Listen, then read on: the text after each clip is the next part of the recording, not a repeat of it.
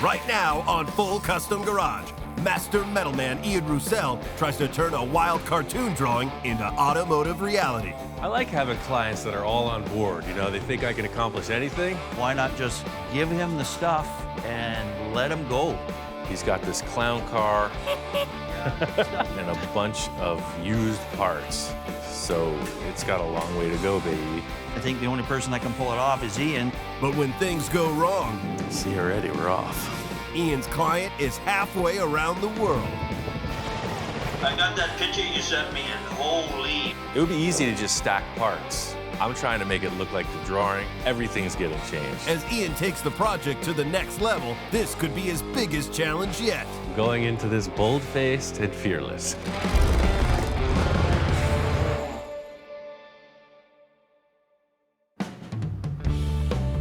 My friend Mark, he's a great client. I've done a bunch of projects with him. The last project Mark brought down was a Henry J. He says he's got something newer and wilder than anything we've tried so far. You know, I'm very fortunate to be one of Ian's clientele. I like Ian just to let his creativity take over the project because however radical it becomes, the better it is. Love your weather down here, man. This is gorgeous. Came down from Canada, and he's into the wild stuff. Definitely not into the restoration aspect of things, and that's right up my alley. I can show you this before we actually show you the project to be.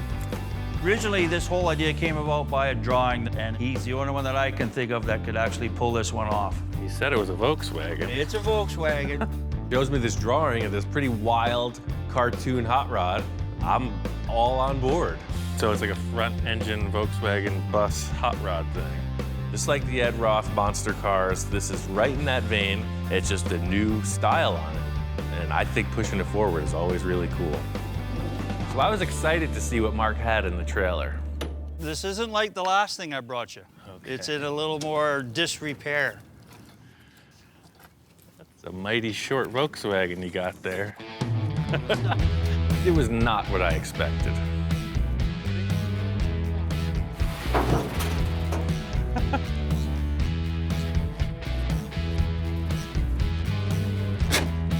Here come the clowns.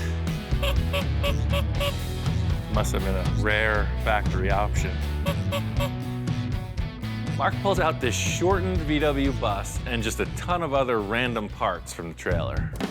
The drivetrain on this thing is, it's out of a 1965 AMC Rambler. You know, very unique, you know, you don't find them anywhere. A fine piece of machinery. This engine looks pretty rough, but Mark says it's a runner.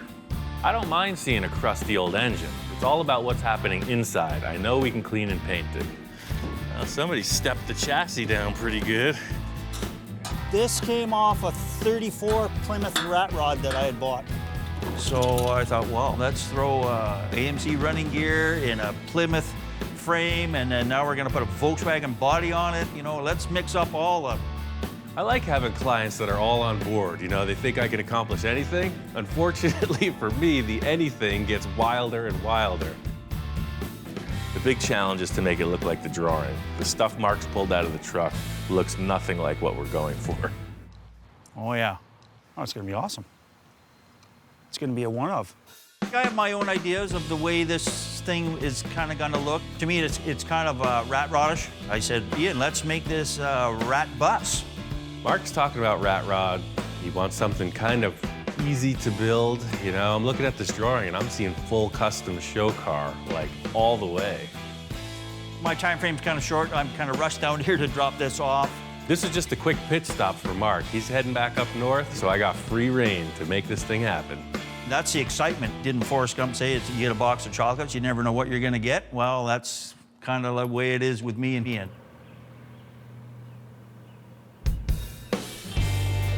The cool factor about this setup is it's a complete bolt-together rolling chassis. I just assemble it and move on to the good stuff. I want to bolt this chassis together and then set the body in place and see where I got to cut. Hopefully this thing is square. I'm gonna have to measure off a bunch of stuff, but the good point is there are motor mounts, there are suspension mounts. Already I can see this whole frame is bent. You can see this angle here, the way it comes into the motor mount. It's pretty close to square. That one's way out. When you run into a crooked frame, that's your base of the whole driving component of the vehicle. So this thing's gonna wanna drive off the road if you let go of the steering wheel. That's probably why it was scrapped. That turns my whole world around. I'm back to the beginning. Typical basket case, that's what I specialize in. So this frame is gonna need some kind of modification. Seeing that this is bent, it's always an indicator of something else that's gone wrong.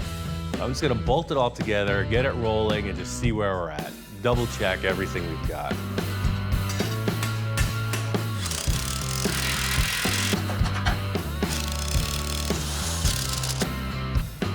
All right, so that's a roller. I was really looking forward to just doing the creative, aesthetic portion of this build. After the situation with the chassis revealed itself, it's like I gotta start from scratch. I'm gonna cut this chassis up, man. It's the only way around it. So we're on to plan B. The frame is bent. My idea is to use the existing components in the chassis, fit them up around this engine in a proportion that looks most like the drawing. Mark says this engine has been sitting for a while, and a typical statement of, ran great when it was parked, turns over, it's not seized. I'll clean this engine up later. I want to get it in place and mock the whole car up around this engine. I learned this technique when I was 5 years old, playing blocks in the living room. It's the same process. I got an A+ on that course, by the way.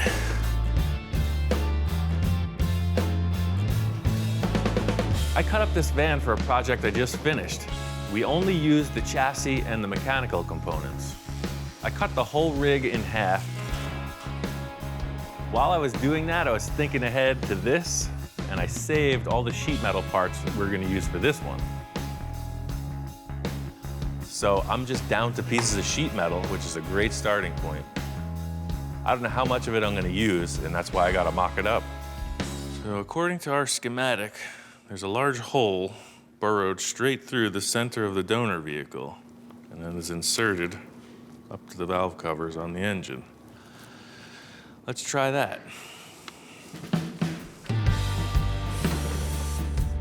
I'm always really excited about a project for the first few days because that's when all the inspired stuff happens. The fun part is just the possibilities of it. You know, at this point, it's just a blank canvas and I can go in any direction I want. That's really the spice of the whole project, is figuring out what you're gonna do.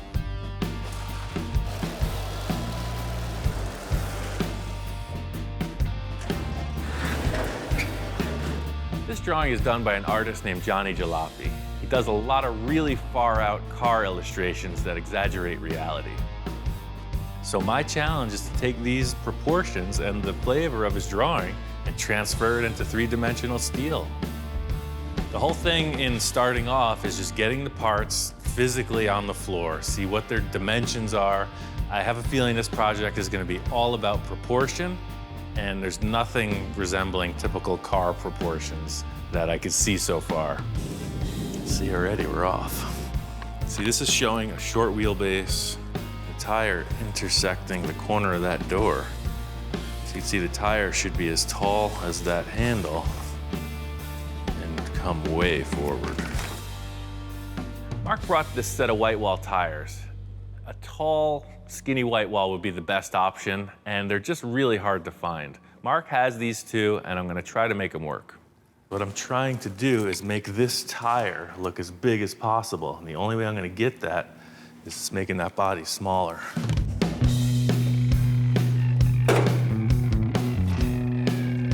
Well, it's apparent this whole thing just got way more involved than I first considered. By looking at the drawing, I can tell that the nose doesn't look anything like it. The doors are way out of proportion. The A-pillars are wrong. The roof is wrong. So really all I'm seeing using as a starting point is like a bare skeleton. I'm gonna cut it long ways, short ways, sideways, up ways, and down ways.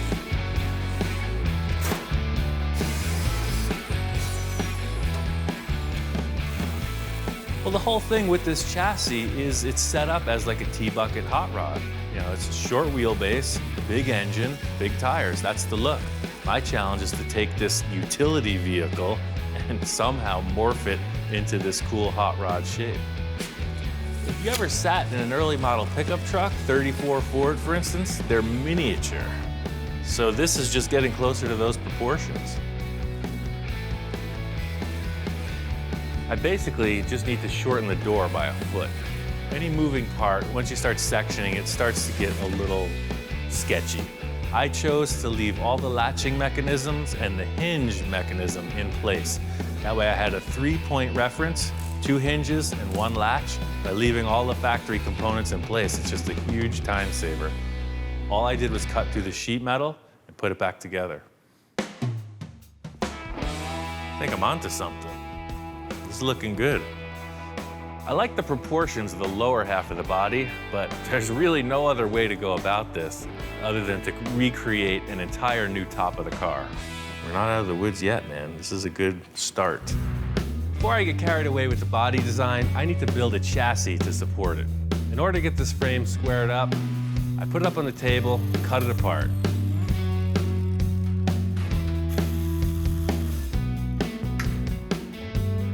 I got it all squared up, jigged it on the table, started from the front, and just connected it all the way through. Using the dimensions from the mock-up, I moved the engine and the suspension brackets just to get them as far forward as possible. I wanted this thing to be low. So I Z'd the chassis and set it up to be super strong. In order to achieve this really short wheelbase, I took the drive shaft to a machine shop and had it splined, 22 inches shorter. With the chassis done, I'm finally where I want to be, so I can focus more on the creative part of the build. I'm gonna put this body on and see what's up. What do you think, Hellhound? Do you have anything to say? Huh? I was looking at only portions of the drawing, and I think I got those details nailed. The next step is to figure out exactly how long the rear of the bed's gonna be. So I'm gonna bring in the 2 quarter panels and mock those up.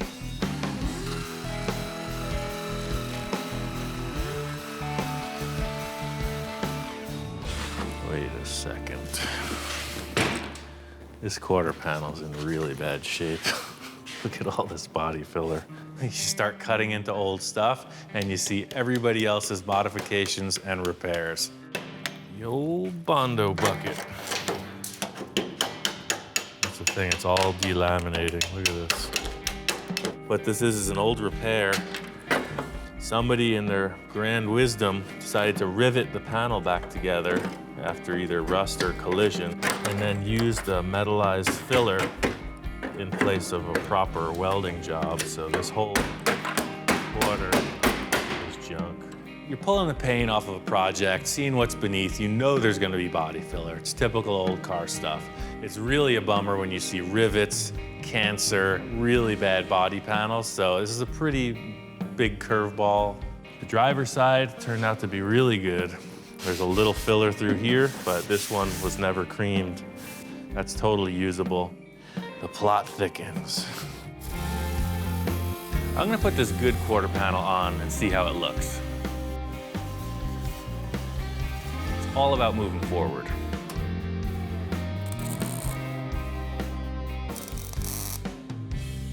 You can take that to the bank. I'm looking at that, and I'm looking at that, and I'm very happy with it. His picture shows the bed being a little bit bigger, but I think this nails it. The shorter bed makes the wheel look bigger, and that's a win. The remedy here is to build the vehicle with this nasty quarter panel, and the last thing is replace it. The drawing only shows one angle of the car. There's a lot of design elements that I gotta come up with. There's a VW show coming up in town, and I want to get some inspiration. I've been living, you know, out in the clouds. I want to come down to earth, see what people are doing with their cars, and it's pretty darn conservative. So I see all of these single cab and double cab VW pickups. That's exactly what this drawing was based on, so it's good to check them out in 3 dimensions. The early split window VWs have that unique V shape in the nose, and then of course the split flat glass windshield. The one we're using is a later model. It has a curved glass windshield. I could see how you would short step this whole process by using one of these early models. I don't really like to take a nice early car and chop it up. I'm all about taking spare parts, making something cool, a resurrection, if you will. My task here is to use the parts I have, make it look more like the older VWs, and of course, as much like the drawing as possible. I think I can make it happen. I'm trying to move this thing along. I pulled the engine out and took the body off the chassis. My friend Jackie's an artist, and she's gonna help me paint this engine. Everything's looking good. She's got the first coat of red going on, but I knew there was a couple things I didn't want brush painted. All right, Captain, I got a plan. What's the plan? We're gonna paint the valve covers black, and then the whole chassis is gonna be the same thing, spray can black. Got it. I think the red looks great on the engine block. I think if we paint these valve covers black and then detail out the rest, it should be good. So, Oh. yeah, that's trouble. I'm thinking I'm gonna take these valve covers off so I can spray paint them, and underneath was just a disaster. What? That looks awesome. What's going on in there? There's some kind of stalactites in there. There's all kinds of corrosion. I don't know where this engine's been, but it looks like it was underwater. So we're gonna have to clean it all out? I don't know what we're gonna have to do. This could be toast. What is this? Look at that. Oh, no. It's pure gunk. You always know you're gonna hit walls. There's hurdles to overcome, but pulling these valve covers off and seeing this massive blob of corrosion, it like takes the wind out of your sails. I'm gonna talk to Mark. Let me take a couple pictures of this, because he's gonna be interested to see. Mark's whole gig from the start was using the existing parts. The entire chassis is built to support this driveline. So this engine we were committed to, he said it ran great when he parked it. Everybody says that. This does not speak towards that event. When did he park it? I think he parked it in 1959, the year before they assembled it. My design is reliant upon this engine, so I gotta talk to Mark and see what his game plan is. Just keep coloring it, at least it'll look nice, sitting in the corner, if I don't kick a hole in the freaking door. Mark is in Afghanistan. It's hard to get a hold of him, so we use text messaging pretty regularly. Yeah, Mark is in agreement. He writes, "Dang, that looks very bad." He only has access to the computer at certain times, so I'm gonna set up a Skype call with him for later.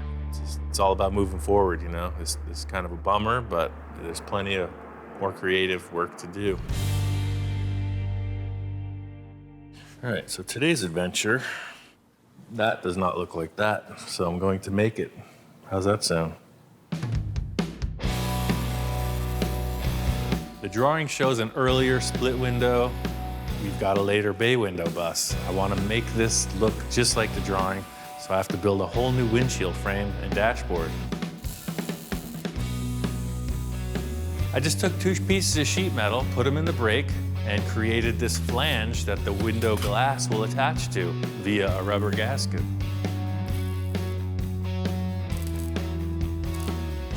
Next, I made some cardboard templates that'll represent the glass. Then, I built the top and center of the frame.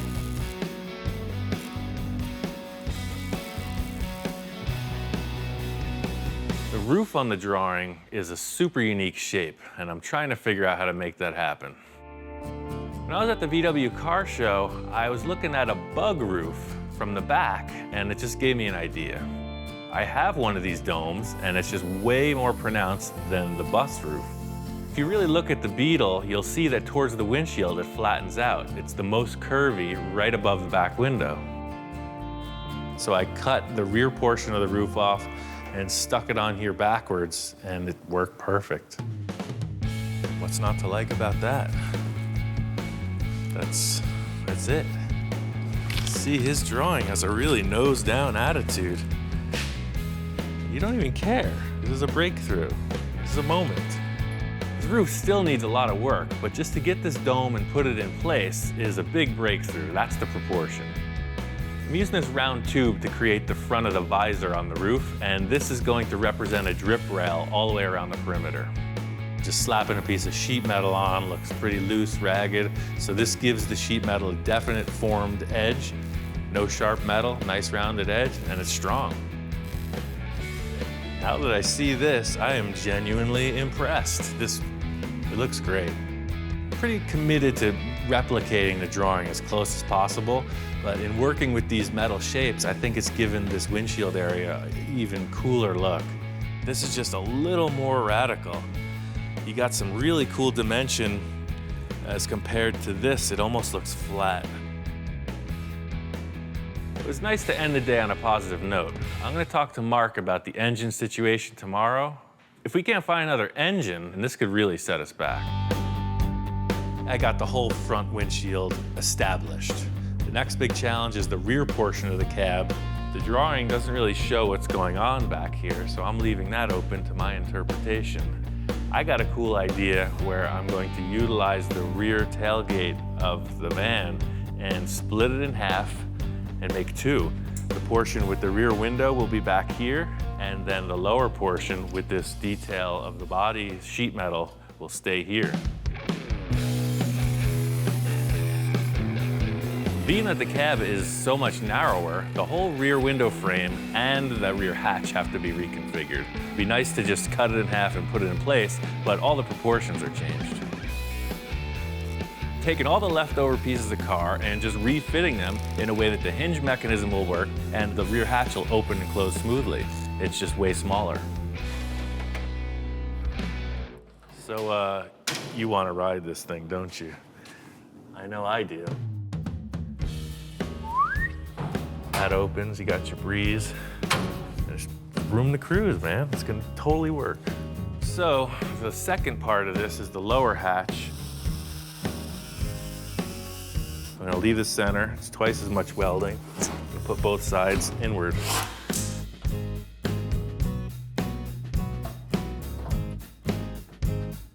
This is gonna be a tough one to let go.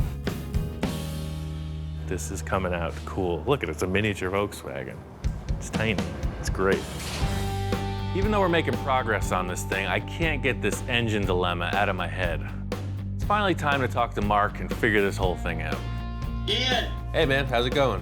over in the sandbox again, but yeah, I'm here.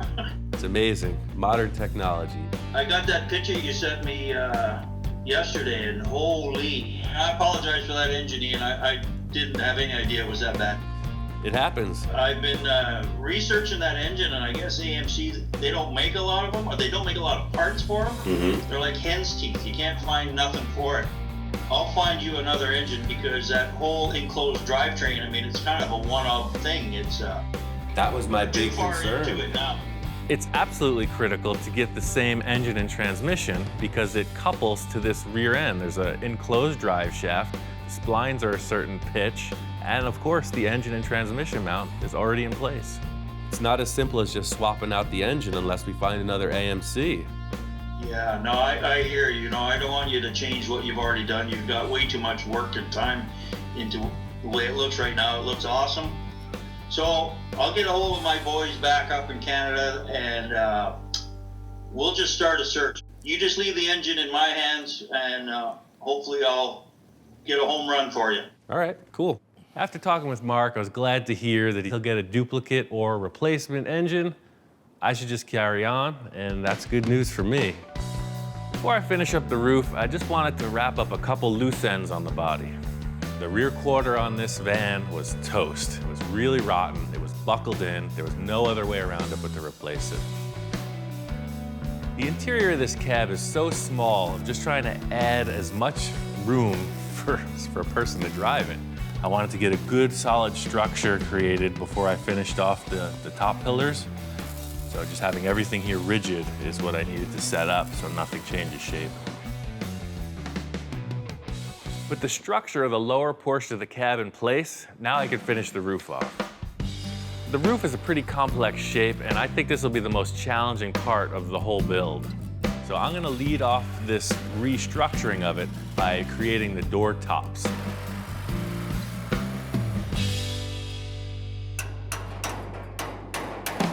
The whole idea here is creating a nice clean door gap straight through, as well as adding support. In the end, this is all about the exterior look of the thing. You just gotta look kind of like a production car. So I'm gonna have to come in with a triangulated patch to create that radius evenly to the drip rail through here somewhere.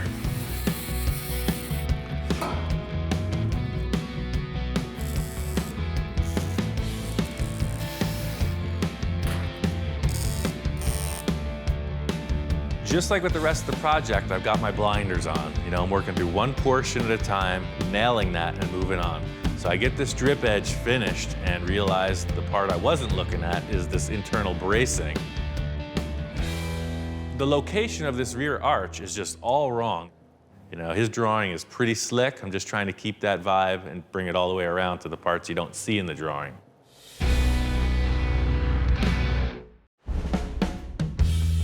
Putting this bug roof on backwards, nailed it. It looks just like the drawing, but I want to make sure that the slope curves gracefully down into the rear of the cab.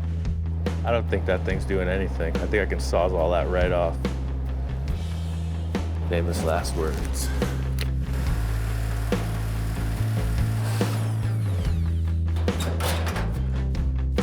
If I set this up with a big, tall, 90-degree rear panel, it's just gonna look weird. It's about being efficient. At this point, I could always cut way too much and patch back in, just trying to make one join, one seam across the top of the roof. And I think it's time for the old envisioning tool. Critical element in every build is the envisioning tool. You know, I don't know who else uses one of these, but I've got a number of them.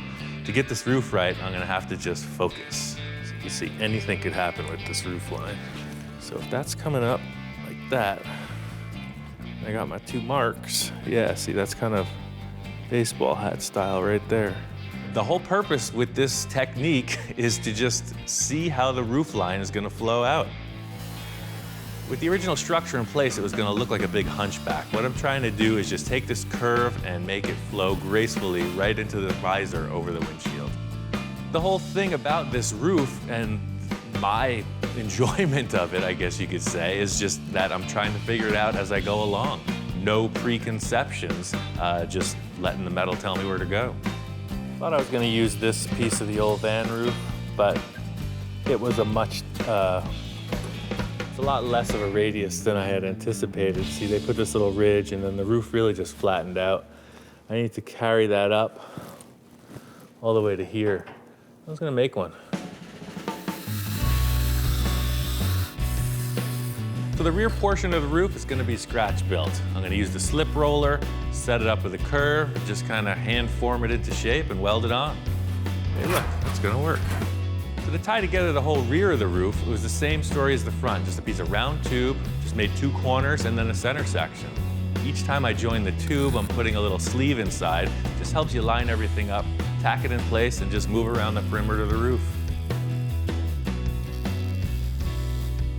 This roof's got to be symmetrical, so I'm just starting with the center portion to get that arch going over the top. The left and right quarters are going to have to be made independently. It's a really complex shape on each side, and keeping them symmetrical is the goal. This is like a giant puzzle, you know, and you don't realize what the puzzle looks like until the pieces are mostly into place, and you still got some loose holes to fill in. Sometimes my dyslexia comes into play pretty well.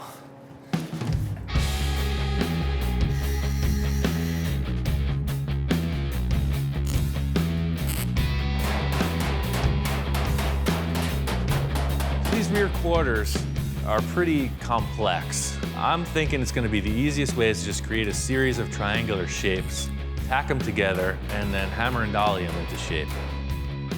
So this metalwork looks pretty raw. It's got a lot of welds. That's just characteristic of this fast-paced work I'm doing.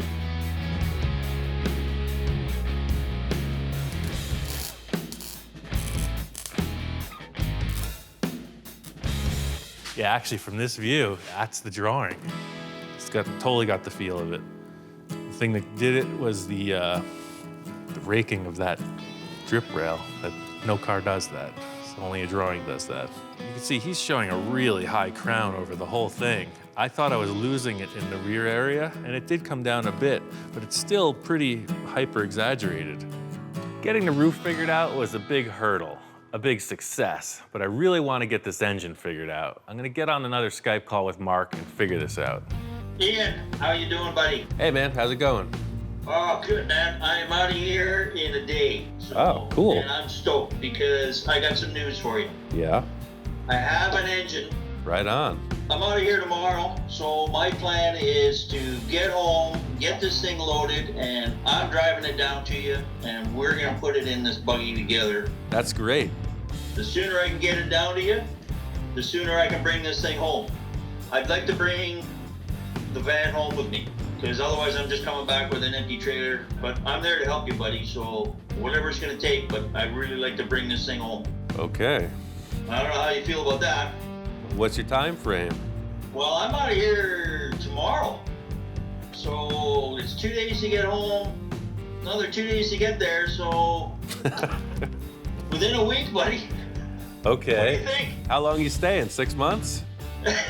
Oh, is it gonna take that long to put the engine in? Or I don't know. I'm still. I can stay a week. Okay. You can do it? I know you can. Oh, I could do anything. Yeah, sure. I thought I was making good progress on this, but Mark tells me he's gonna be here in a week, and he wants to take it home with him. I got a lot to do to wrap this thing up, and only a little time to do it. Even though the fabrication is not 100% finished, I needed to get this filler on here, compare it to the drawing, and just see where they're at. Just getting this thing skinned out so that it has its final appearance is a huge hurdle. Have to get finished with the last few elements of fabrication, firstly being the dashboard. I slept with this under my pillow last night, and I thought that I saw something in the dashboard. The drawing isn't very revealing on what the interior of the thing looks like, but I see this little bulge in the line of the dashboard, so I just want to incorporate that element. I'm all about just making things go quickly. So instead of forming something to be the dashboard, I got a pile of stuff, and I think I could find what I need in there. I just need to get away from this bodywork for a while, so instead of standing here in the same spot, I'm gonna move over 10 feet and dig a hole under the table. Something like that. This is a piece of a semi-truck exhaust. I'm thinking the dashboard's gonna be a semicircle, so any tubular shape. It could be a muffler, could be an exhaust pipe, who knows? I got tons of round metal shapes, and if I can find one I can cut apart, I just put it back together. I think this tube will be perfect for the dashboard. As long as it's long enough, I can split it in half. The idea is cut this thing in half, then I have twice the linear footage, mock it up in the body and see where I need to splice it.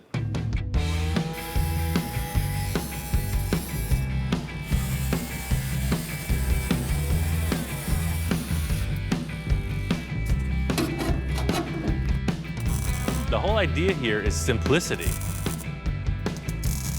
It's just gonna be a rounded shape for the dashboard, and then an element in the center that represents that curve in the drawing. This looks kind of cool, but I think it just looked better with a larger diameter. Just make a pretty good dog bowl, huh? Single serving. Muzzle, come on, muzzle. Want some water? Thirsty? Come on. Went to fill the dog's water bowl, and I had an epiphany. Wait a second. I was all set to mock up one of those other shapes on the dashboard, and it just occurred to me that I was filling up the perfect thing to go on the dashboard. I think we're just gonna trade out somebody's water bowl. Here you go, drink up. Look at that. Now that is a shape. Stainless steel. You need this? I didn't think so. Right away, I can tell this dog is attached. He's had his face in this bowl since he was born. So there's a level of attachment. I'm gonna have to break it. This is being repurposed. It's just part of what we do here. I know, it's your favorite accessory, but look at that. You have that look of detachment in your eyes. It's time to grow up. It's time for a next chapter in his development. I can put some kind of a gauge right here on the space. This is gonna be painted and finished like the rest of the car. I'm just looking for the right shape.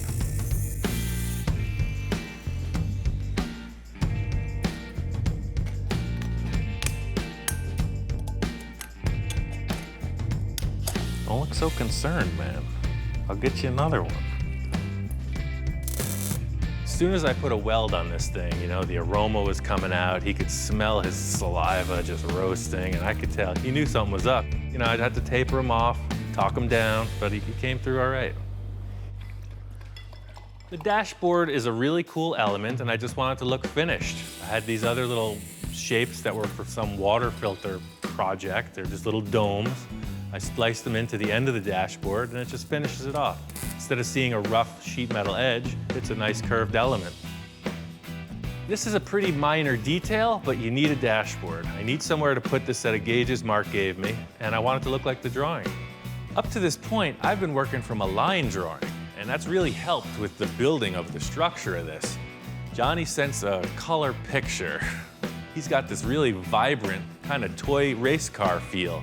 To see a colored in rendering of what the whole thing's supposed to look like, that gives me an idea of the finish. I got this Cruise Night blue metallic from Eastwood, and I added some blue metal flake on top of it.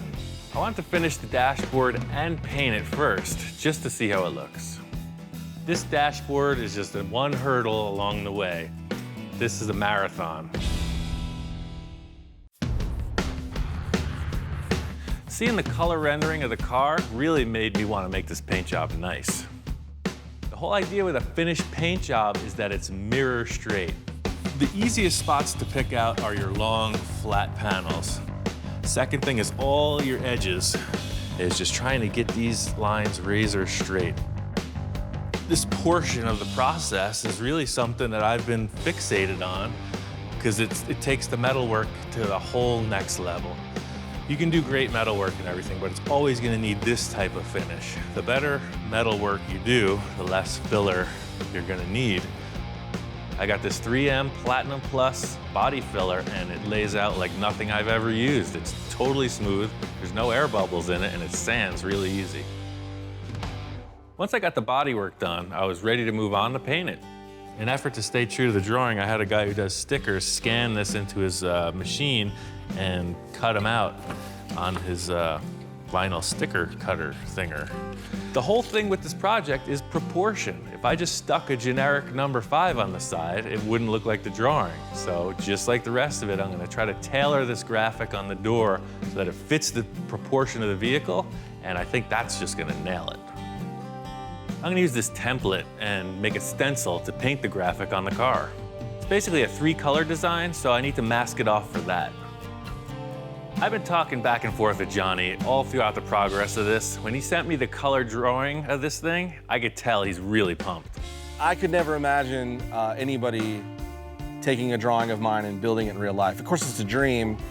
You know, those are the things you hear of the legends did that stuff. You know, the Ross, the Barris, you know, guys like that. Those are guys that took creation from a paper and made him a moving machine that turned into these entities on their own. When I first heard about it, one of my friends on Facebook had messaged me that he saw on Ian's page a post with a picture of my drawing saying, you gotta give the people what they want. I sent Johnny a message, told him, hey, we're gonna build this thing, what do you think? And at that moment I was like, really? Are you kidding me? Cheesy to say a dream come true kind of thing, but you know, it is, you know, that's. I'm glad that Johnny's on board. Super excited. It makes me really want to do this thing right, get all the details in order. With the metal work, you're creeping up on an end result, but the paint work, you don't realize it until you peel back the wrapper.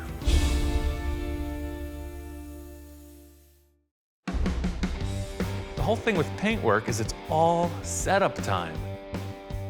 Just like with the block sanding, this graphic takes a ton of time to lay out with the tape work. You don't realize the reward until you peel back the tape, so it's all prep in any paint job. That looks great. The 5 is definitely bigger than the original one, And it looks like the drawing.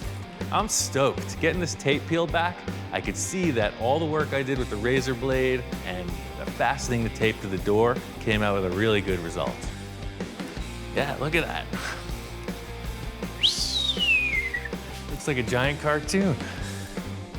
Seeing this thing come from just a pile of parts to where it's progressed to now makes me just want to keep on pushing, make this thing into a full custom show car. On the next episode of Full Custom Garage, Master Metalman Ian Roussel continues the transformation of the cartoon hot rod. He can make anything out of nothing. Back of the cab opens. It wasn't supposed to be like this. Our plan was here. Ian takes it to here. Mark pulled the engine out and I could tell this dude is serious. But when things go wrong, My heart just sank. Ian's looking at me like, you're right. and with his client out of the game, Ian switches the lineup. While Mark's gone, I really want to surprise him. I want to make some progress on his Henry J. I leave the guy for a day and a half, and I come back, and bam, truly amazing. With the team back together, it's all hands on deck. Mark is out of his mind. Johnny is totally charged up about this. There's sawdust everywhere. There's parts and pieces all over the place. We're in the trenches.